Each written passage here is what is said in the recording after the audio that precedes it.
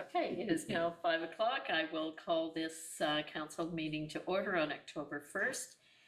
And we'll start with a territorial acknowledgement. Michael doing this for us this evening. Thank you. Thank you. In the spirit of reconciliation, we acknowledge with respect the history and living culture of the Anishinaabe, the people of the Three Fires known as the Ojibwe, Odawa, and Potawatomi Nation, who have inhabited this land from time immemorial. We recognize that these lands are the territories of the Chippewas of Saugeen and the Chippewas of Nawash, collectively known as the Saugeen Ojibwe Nation, the keepers of this land. Georgian Bluffs is located on lands encompassed by treaties 45.5, 67, 72, 82, and 93. We reflect on our role as treaty people and the need to live in respect and peace and show respect to First Peoples who inhabit these lands and waters. This acknowledgement reminds me that land is not just a resource. It is a living part of culture, history, and identity. As council and staff entrusted with shaping the physical and environmental future of Georgian Bluffs, we have a responsibility to approach our work with respect for Indigenous knowledge systems, values, and rights. It's important that we consider how our decisions impact not only the present community, but also the relationships we build with Indigenous partners and a long-term stewardship of the land. Whether we are improving our infrastructure, updating our corporate values, or engaging with the public, let's carry forward a commitment to reconciliation, inclusion, and thoughtful collaboration. Reconciliation is not separate from our professional duties, but rather it is embedded in. Thank you. Thank you. Adoption of the agenda. Are there any urgent additions to the agenda by any member of council? Seeing none, staff have requested that an item be added under item 11.1 committee reports resulting from yesterday's council remuneration committee in the interest of time. So the recommendation is that the order of business be amended to consider report CAO 2025-028 pay equity and market check results immediately following the delegation by Gallagher Benefit Services, and that an item be added under committee reports concerning a request for extension of council remuneration committee report deadline, and that the agenda be approved as amended. Could I have a mover and a seconder, please?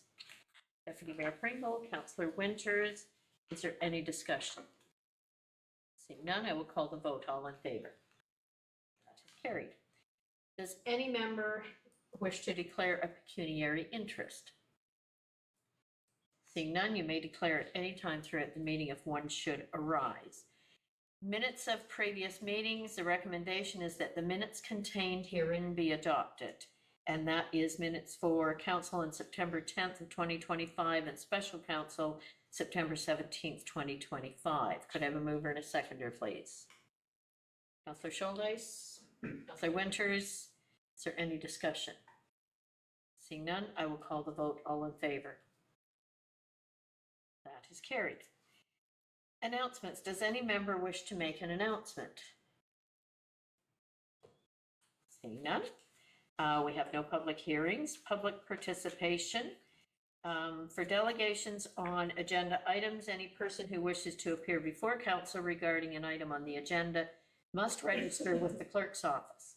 To register, you can complete the online delegation form at www.georgianbluffs.ca/delegations or call the clerk's office at 519-376-2729 extension 603 or register in council chambers with the clerk prior to the meeting start time of 5 p.m. And this evening we have the Gallagher Benefit Services Group for a compensation and pay equity review findings. The recommendation is that the final compensation and pay equity review findings report from Gallagher Benefit Services Group be received for information. Could I have a mover and a seconder, please?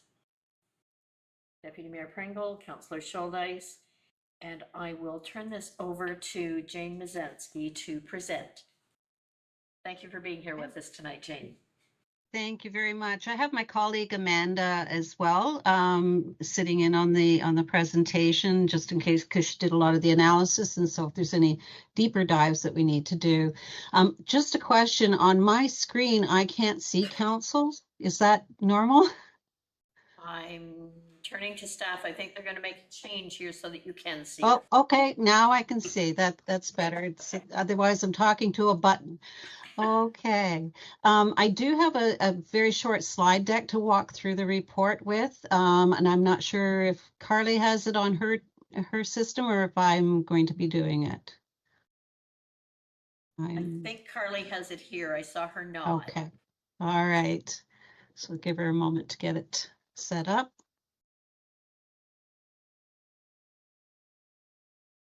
I had intended to be there in person today, but appreciate the accommodation. There was some other agenda things that take over life. So, Right. okay, so thank you very much for the opportunity to present back to council. I was with your council a number of months ago when we were looking at the comparator list, and this is the culmination of that market review that we did. So if we could go to the first slide. Thank you. So we were retained by the township through an RFP process to make sure that we do a comprehensive review of the compensation for the non-union positions in the organization. And the focus of the review is really to ensure that the organization provides appropriate levels of compensation to the employees. And I use the word appropriate very specifically or intentionally. It's not to say that we come in and we're recommending that everyone get a 10, 15, 20% raise just because it would be a really nice thing to do, but really just making sure that you are competitive to the marketplace and that you're paying internally equitably and you are pay equity compliant. So the scope of the review, we had 31 non-union positions that were within the analysis that we completed. The elements that we covered off, we did job evaluation, which addresses internal equity being the relative value of one position to another position, and then creating groups of positions that are deemed to be of similar or equal value. So we do that through job evaluation, and it's a necessary step in order to be pay equity compliant as well.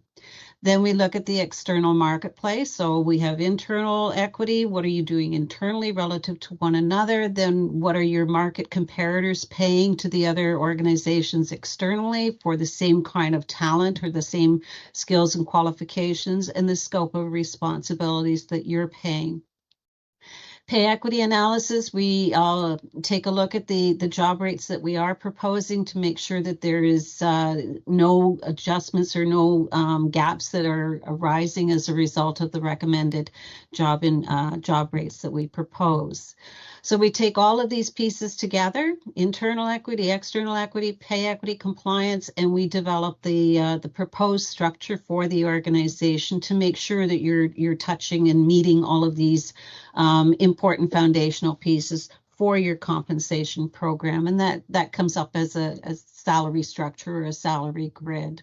Next slide. It's my understanding when we did the kickoff meeting a number of months ago, the township did do a review in 2018. It was a fairly comprehensive review where you developed the structure that you have. You did do job evaluation at that point in time, and you aligned for pay equity compliance as well.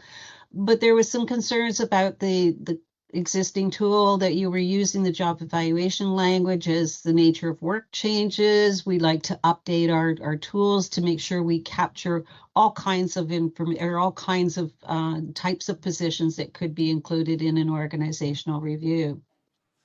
So that was done in 2018, and then in 2021, a market review was completed, and that's where the pay policy, target pay policy aligning to the 60th percentile was established and confirmed. Lately, with recruitment and retention within the township, we've been informed that the township has gone through some tumultuous turnovers in the past few years, in particular in 2023, 56% turnover rate, and then is trending downward at 26% in 2024, and I understand it's stabilizing at this point in time. So a lot of turnover and churn within the organization. So that sometimes is an indication that you're not competitive. You're having trouble attracting or retaining your staff due to the compensation program.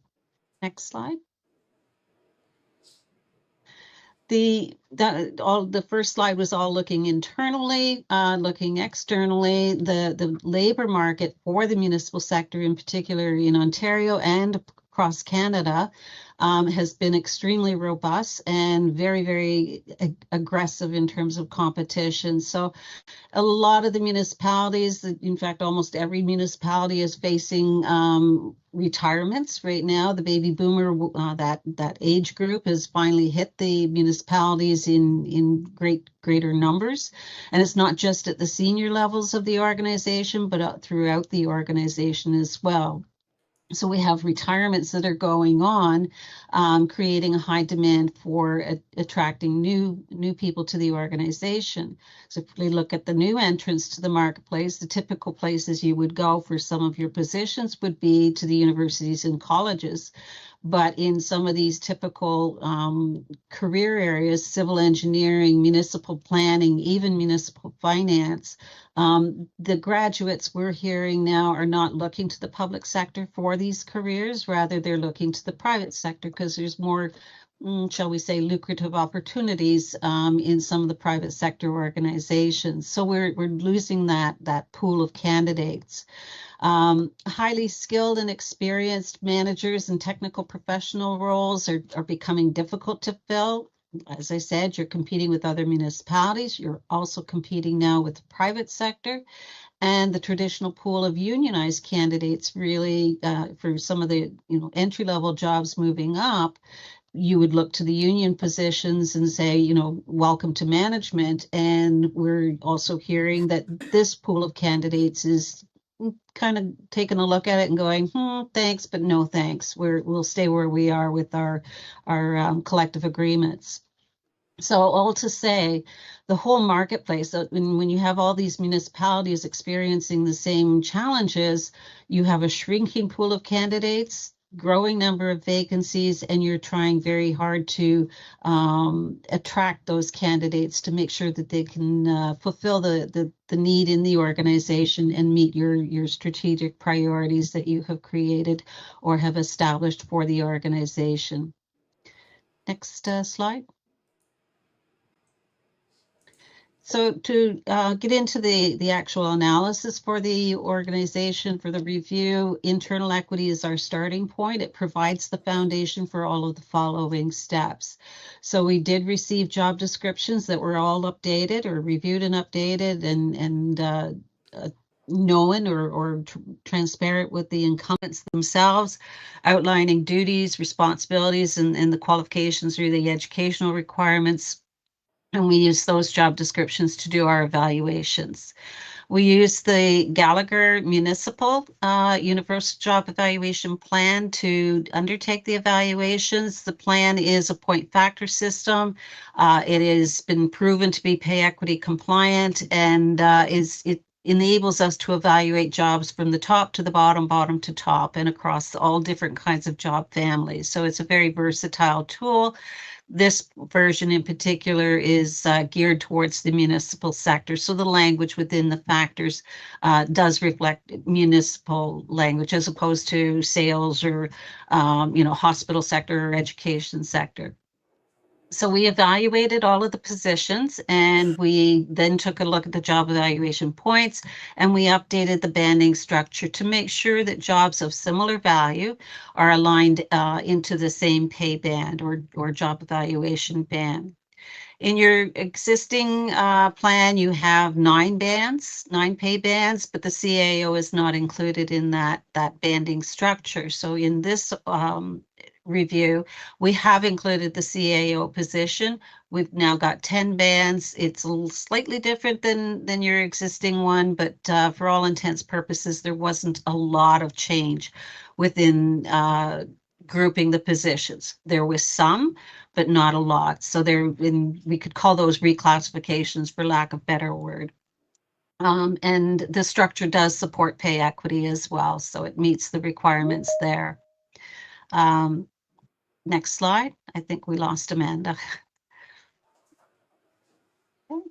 So for the market review, we had the 10 comparator organizations that were approved by council earlier in the year. We reached out to all of those municipalities, received their job information, and then we did the job matching. So we don't ask our comparator organizations to do the matching.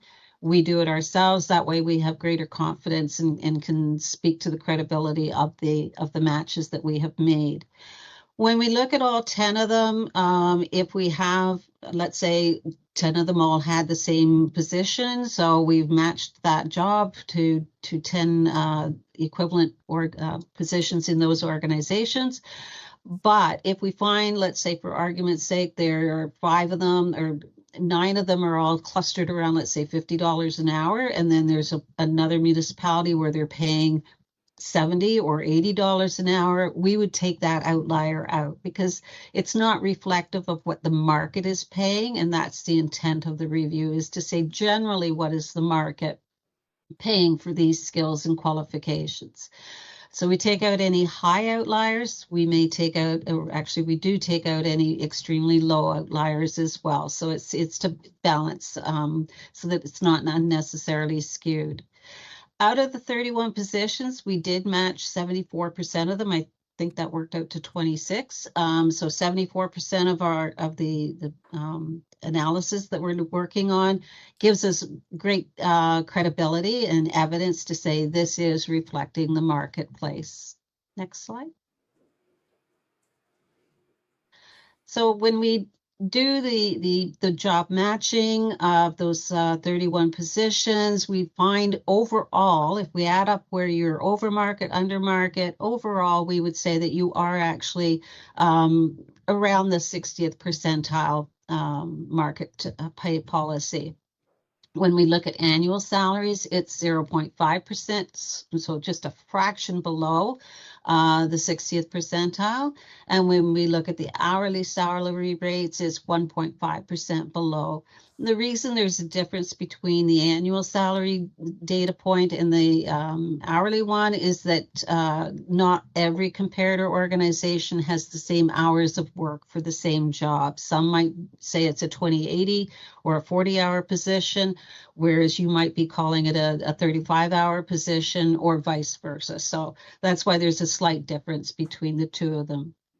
When we look at our analysis and use it for the market, we focus on the hourly because we find that that's a better apples to apples comparison. When we say that you are generally, all the pluses and minuses, you are at the 60th percentile, which is good news, that your policy of applying a CPI or a cost of living increase each year since the 2021 review means that you've kept reasonably in pace with the marketplace. However, where we did find some significant gaps was at the top end of the organization. If we looked at the CAO and the director level, it was around 8.8% that you were off market, meaning that you were below market. And this significant gap does present a high risk for recruiting your incumbents and for retaining your current incumbents. At the senior levels, this is anecdotal comment that I'll make, is that it's possible, this is showing evidence of your retirements and departures across the municipal sector. People are retiring at this senior level group, but also they're departing, from what we understand, just again anecdotally, I don't have any numbers on it, but departing from the public sector management roles. Not sure. It will be interesting to do a study see in a couple of years, whether this is influenced by the strong mayor powers, where people in or incumbents in those senior level positions are feeling vulnerable, at risk, or whatever the case may be. So maybe, and again, anecdotally, I'm just indicating that this might be a reason as why, but we were seeing a lot of pressure to increase director and CAO salaries across all of our municipal client group at this point in time. Next slide. So as I said at the beginning, we pull all of the information together. We did the job evaluation and the create the banding structure. We had some movement within that. Then we take a look at the market, and if you're above market, we go to your current job rate. If you're below market, we would go to the market competitive rate. So these are the things that we take into consideration when we're coming up with your proposed salary grid. Is the current rates pay equity compliant, whatever rate we attach to it. It's a bit of an iterative process where we will we'll establish a job rate, and then if it shows that it's going to create a pay equity gap, then we would adjust it as well to make sure that you are compliant. Looking at the 60th percentile market data. And then the bullet that talks to the compensation design principles, what that references is when we have a salary grid, when you have one band and then the next band, you want to make sure that there's enough difference between those two job rates to recognize the increasing level of skill or qualification or responsibility. So if you could have it where, maybe the market says that, the two pay bands should be coming up with something that's maybe only 3% difference between the two, we would do some adjustments to make sure that there's a bit more gap between each position or each pay band. And then we still put the filter of affordability across that to make sure that whatever we are recommending is not just a pretty or an attractive looking salary grid, but that it's practical and affordable. So the proposed grid that we have before you or included in the report, we have 5 of the 10 bands are going to be aligned to the market P60. 4 of the bands we have aligned to the current job rate, and there is one empty band, and that's at the bottom end of the structure, and it's based on the current rate of band. That should actually say band 2. I realized that was a typo on my part. So we took band 2 and then just took 10% less to establish a rate for that empty band at the bottom. Having the empty band at the bottom is not a bad thing. If you have, junior level or entry level positions coming into the organization that have not yet been created, then you've got room to receive those positions. Each of the band has harmonized hourly job rates. So if you have a band where it includes jobs that are working a 35-hour work week or a 40-hour work week, their annual salary is going to be different depending on their hours of work, but the hourly rate is going to be the same. And that's a requirement for pay equity and for internal equity as well. We maintained your current structure of having 5 steps with 5% between steps. There's nothing wrong with that structure. Saw no reason to change it, particularly because we had some bands that we were aligning to the current job rate. So why change it if it was going to be maintained? So yeah. Next slide.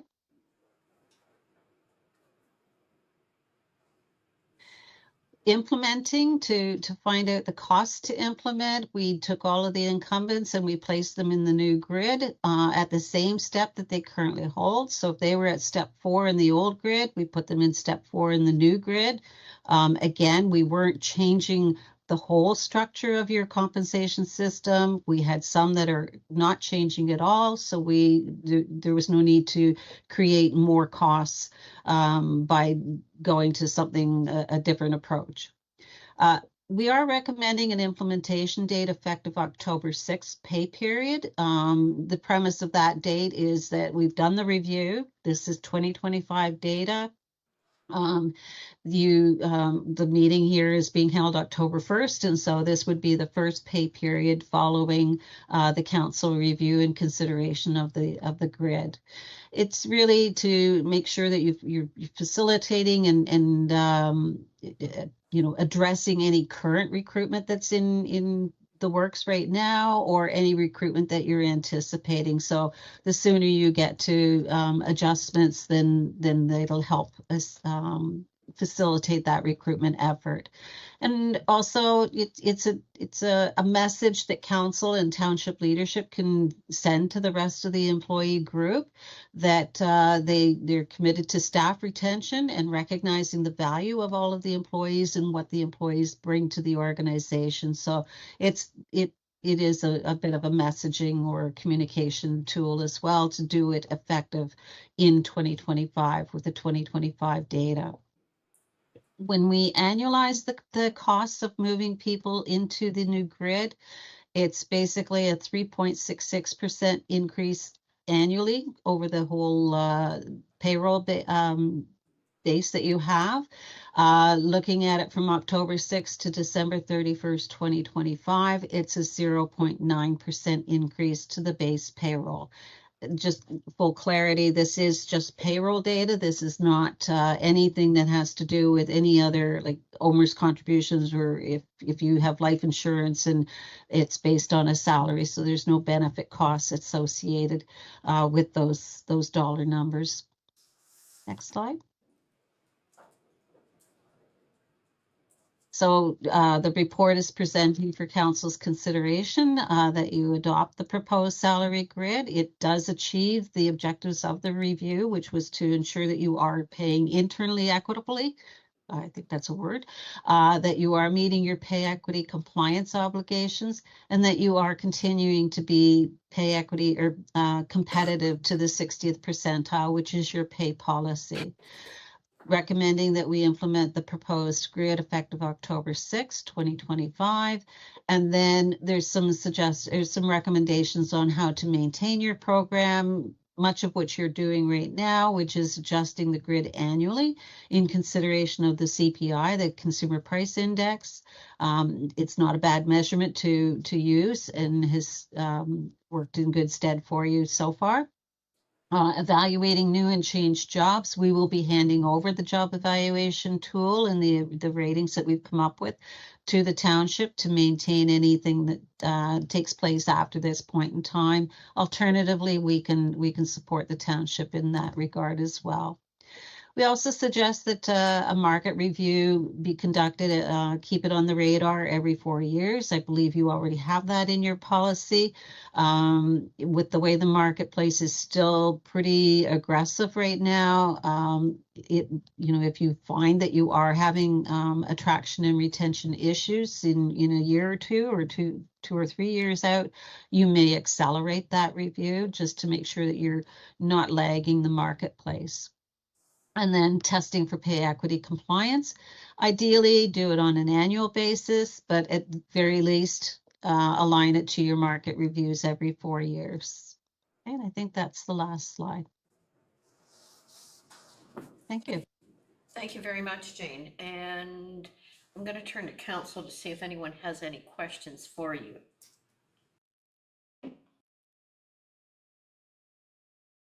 Councillor Day. I have a comment and a question. I can do them at different times if other people would like to take the floor. First, my comment was I'm pleased to see that the lowest salary, hourly salary on the proposed salary grid exceeds the living wage for Grey Bruce, Simcoe, Perth and Huron of $23.05 an hour. And that wage is just to make ends meet, to quote, to go to work, come home and stay alive. So just ensuring we exceed that feels like an important step or an important task of all employers in the township. Secondly, through you, Mayor, to the staff, I think, do we complete exit interviews? Do we have data so that we know why people have left in the past? Is it primarily because of financial reasons? I know there are other factors why people leave jobs as well. I just don't know if we're tracking the primary reasons why people are leaving, have left the township in past years. Go ahead. Through you, Mayor Carlton, to Councillor Day. Yes, we do complete exit interviews with everyone, including co-op students right up to directors, CAOs, and anyone in between. And with that, there's two parts of it. The first part is a questionnaire that they have to complete that talks about why they're leaving on a scale. And then the second one is where we have a face-to-face interview with them. One of the questions is wage part of it, your reasons? If so, can you explain why? So yes, we do have methods for it. Excellent. Any further questions or comments? Go ahead, Deputy Mayor. Thanks, Mayor Carlton. Yeah, thanks, Jane, for the presentation. There's a lot of information in there. It's it could be directed to staff, maybe my question too, but I'm just curious to know how we got from band number 1 to band number 6 with a real reasonable rate of difference of 3%, but our top 4 bands take us to 7, 9, and 17%. How did we miss the boat on the last 4 years of not being a better comparator at the 60 percentile when we had that established already? Does that make sense? So I'm just curious to know how we got that, how did we get that spread that far? Other than that, like the 3%'s not, don't surprise me, that's all good. Yep. But 17% at the top and then 9%, that's a fair difference. I just wondered how did we get that far apart? Did you want me to try that one first? Go ahead, Jane. Okay, that's in part what I was mentioning in the market review, that we were seeing the biggest gaps that you were experiencing in your current job rate to the market rate was at the top end of the organization. The bottom end of the organization, I shouldn't say the bottom end, the lower end of the organization with the single incumbent type of single contributors, the accounting people, I've forgotten the names of your, development, legislation, engineering technologists, community planners, things like that. In some cases, those are unionized positions in other organizations. And so those typically have like a collective agreement where they've been held firm for maybe 3 or 4 years, sometimes 5 years. So that would have kept their wages down a little bit as well. So the gap was not as noticeable. We haven't seen as much competition going on or pressure on those entry-level type professional and technical positions. Maybe a little bit at the planner. Some are changing it organizationally by, instead of saying it's a community junior planner, we're hiring a senior planner or things like that. But the real push across, again, a number of our clients right now is at the executive level or at the senior management level. The CAO, in the past, it wasn't unusual, as you had your CAO wasn't on the grid. In what we're now seeing, and we encourage it as well because it's important to have it there for pay equity compliance to include that position. But they may have been sole contracts or single contracts, and so they were negotiated quite differently. People are in an aggressive market like this or a very highly competitive market, people are asking for the top end of the salary wages. And so some municipalities are forcing to go above their current, standard salary grid, and they're adding like a step 6 and a step 7 just so that they can attract the skills that they're looking for, that they're needing for their organization. So that's really creating some of the pressure at the upper end. Right, no, thanks, Jane. I appreciate that. Yeah, and actually, it does make sense, the pressure being on that end. It's just going to drive the cost of wages up, and that's how I guess we got behind. So, thanks for that. Councillor Day. If I might build on your question, I look at this and I also look at it from a grander perspective as well, perhaps not my grand perspective, but just from a bigger perspective of the gap between the wealthy and the less wealthy in society. And what small role do we have as a township? And I think following when I talk to taxpayers who are contributing to government employees' incomes, people sometimes express frustration about how high salaries are at the top end and how much of a gap there is between the different levels. So I am cognizant that we do want to be competitive. I'm also cognizant that those top end salaries are increasing more quickly than lower end salaries. So there's a lot of factors in here, and I appreciate any advice, because this is my first time doing this kind of work. So I don't have years of experience to take and formulate really super informed decisions at this point in time. So any perspectives would be, I appreciate your ideas and comments. Any other comments or questions here? Just wanted Go ahead. Thanks, Mayor Carroll. I guess too, I know on the slide there you said it's 3.66% increase today to get us up to the standards that we're looking for.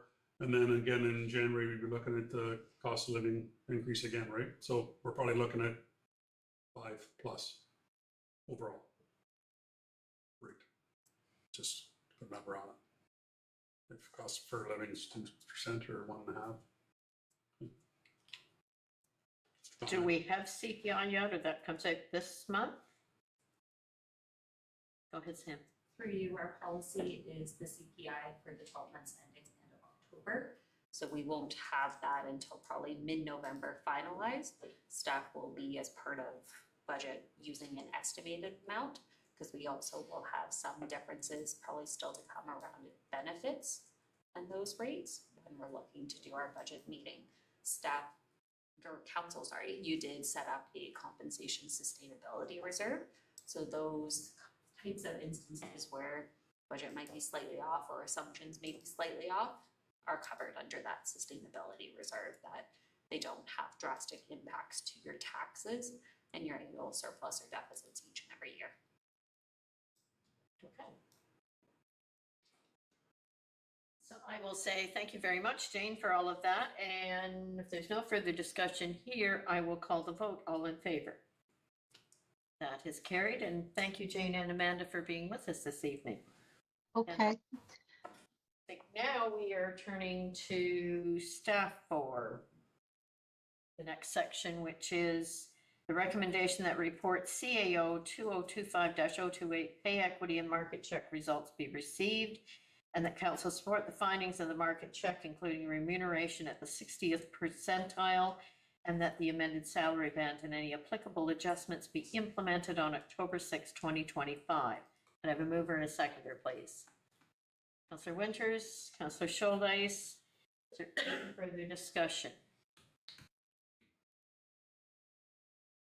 Does staff have anything to add to this beyond what's already been discussed? Not unless there's additional questions. I don't see any, so I will call the vote. All in favor? That is carried. Thank you. Consent agenda. Does any member wish to pull items from the consent agenda? Deputy Mayor. Thanks, Mayor Carroll. 9.1.2.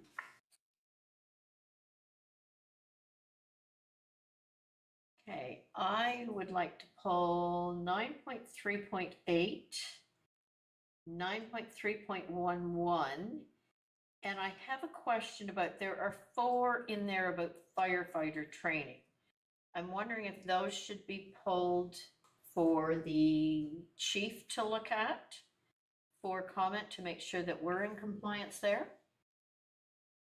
Do you want me to list all those numbers off and that we're really just pulling them? Okay, so 9.3.3, 9.3.5, 9.3.7, and 9.3.10.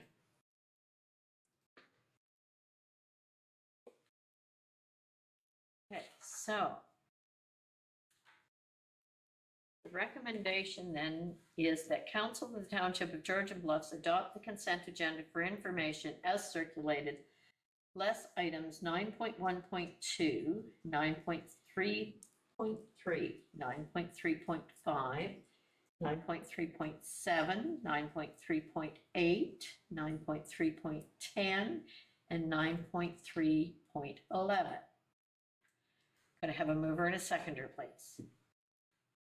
Deputy Mayor Pringle, Councillor Winters, is there any further discussion? We'll call the vote. All in favor? That is carried. So Deputy Mayor, I'll go to you first with 9.1.2. Thanks, Mayor Carroll. No, just, I'd signed in a letter with from the Southwestern Ontario High Stoke Coalition, looking for a letter of support from Georgian Bluffs here as being as member of the group, they're applying for a grant to work on a couple items. I just wanted to be sure if we got that letter sent away. Just asking the question if it was sent, been submitted. Go ahead, Carly. Thank you, Mayor Carlton, through you. I think this might be the time for this council to consider whether they are submitting a letter of support. I think that's what the correspondence was asking for. Yeah, so they wanted by last Monday. Oh. That's, Oh, geez. I didn't know, and again, it's through they're gonna have the support anyway, but we can still submit it late, and they're putting a package together, but it was if we would support, and they're looking for grant money, and we're just looking for support from us, so if we can submit that letter, that would be great. I'd like to put that out there. So do you want to make a motion to that effect that we submit that letter? And can I have a seconder on that then, please? Councillor Scholdes? Councillor Day? Your move, I was seconding, but I think Councillor No, Scholdes beat me. Deputy Mayor is, Yeah, moved. so- Councillor Scholdes, sorry, okay. I thought you had a comment on it. No, that's just supporting. You can stop it. That's fine. That's okay. If there's no further discussion, I would call the vote then, all in favor. That is carried. And I have to look, then it's on me. So I'll go to the 4 that are about firefighting training. Can we bunch those together and just ask that they be forwarded for the chief to comment on them at the next ITFD meeting perhaps? And just to be sure that we are in compliance and doing everything that we need to be doing there? Go ahead. Thank you, Mayor Carlton, through you. There is an inter-township joint board of management meeting scheduled for October 14th. So pending direction of council, we could include those items of correspondence on that agenda. Okay, so we can group those 4 items together and ask them to be forwarded to ITFD for October 14th. So I need a mover and a seconder on that. Councillor Day, Councillor Winters, there's no further discussion. I'll call the vote. All in favor. That is carried. 9.3.8. Sorry, I just have to get this pulled up. This is about Blue Box as it affects small businesses. And I've talked to a couple of smaller businesses about how this is going to impact them moving forward, which is why I'm wondering if we should be supporting this one as well. To find out if there's a way that we can push forward in that to ensure that I can see where our larger businesses have an easier way of dealing with blue box and garbage, but for a small business, they're really not any larger than a normal residential. So if council is in favor, I would ask for a mover and a seconder to support that motion.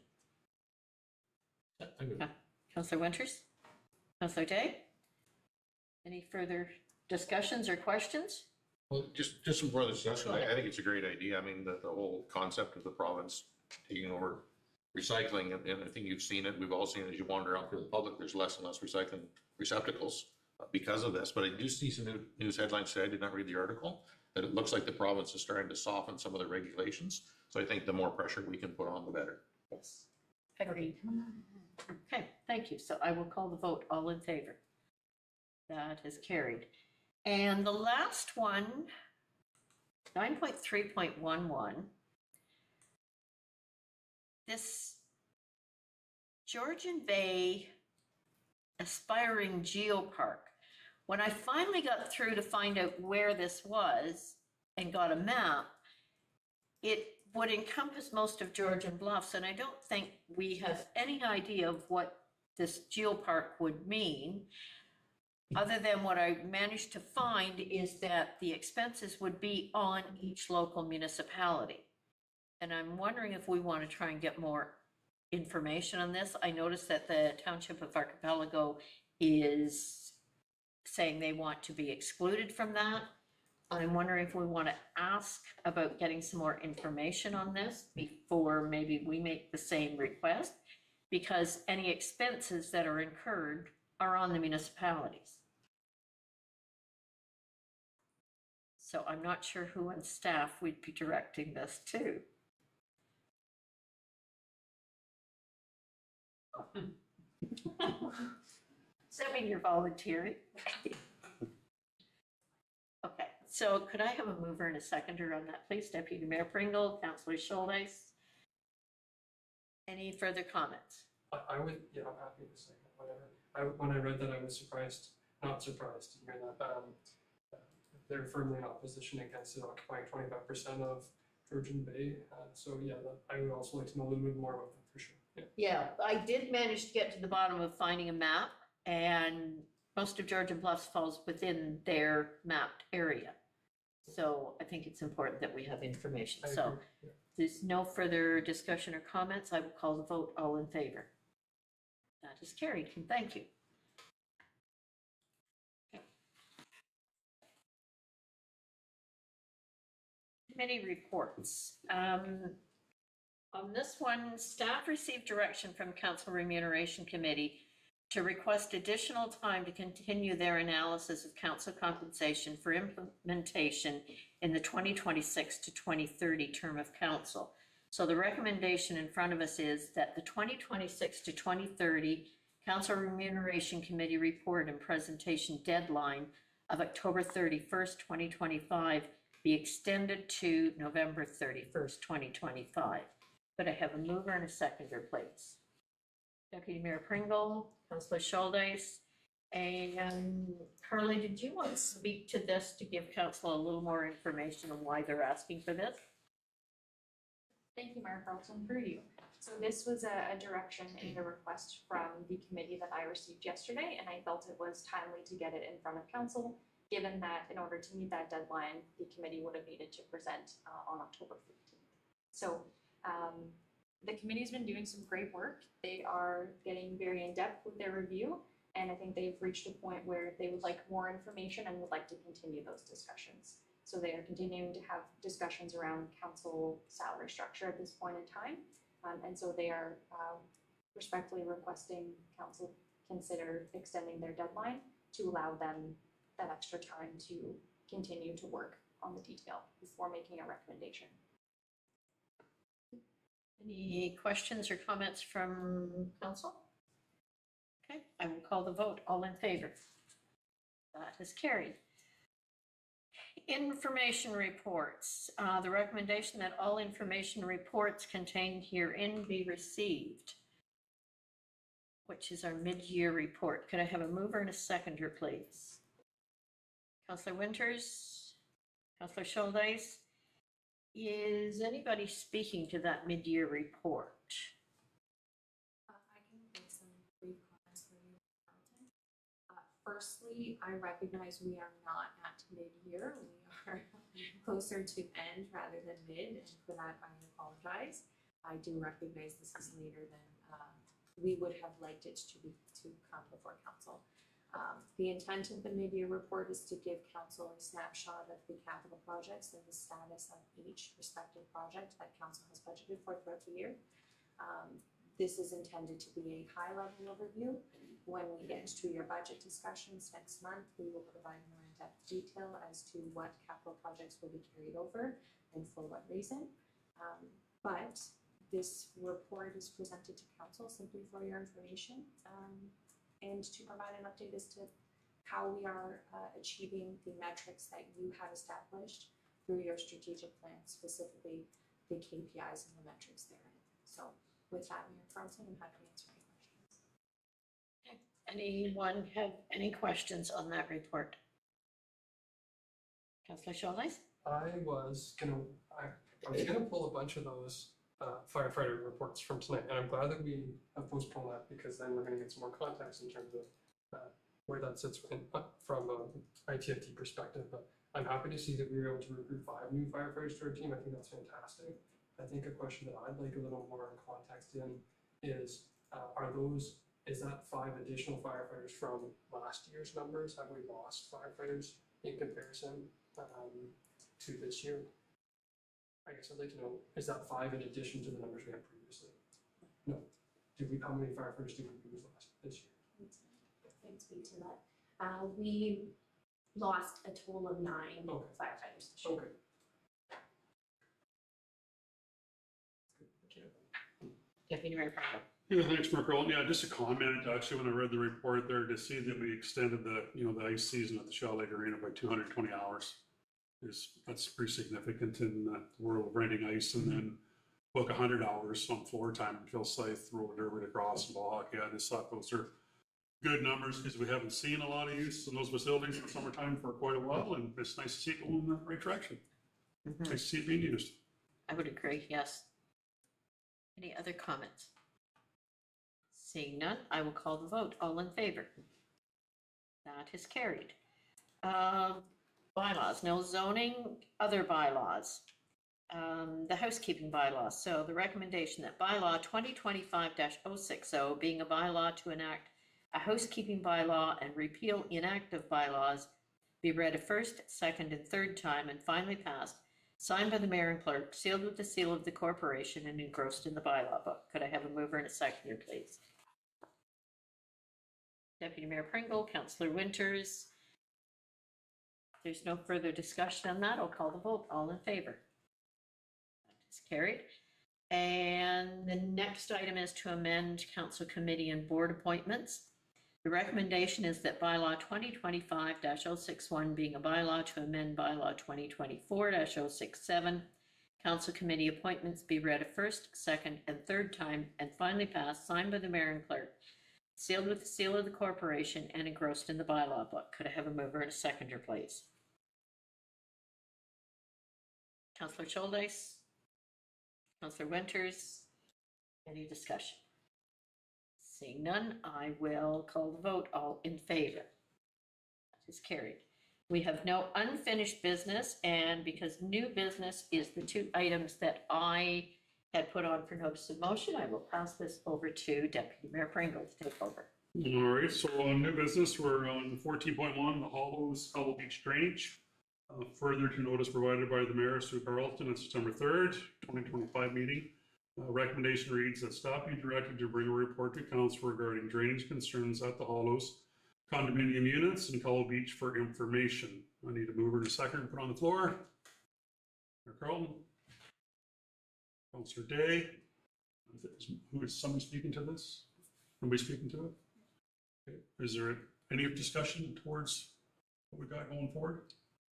I think this report is coming back next week to council. Okay. Okay. Just if any of the public wanted to know that, that's when it's coming back. Okay.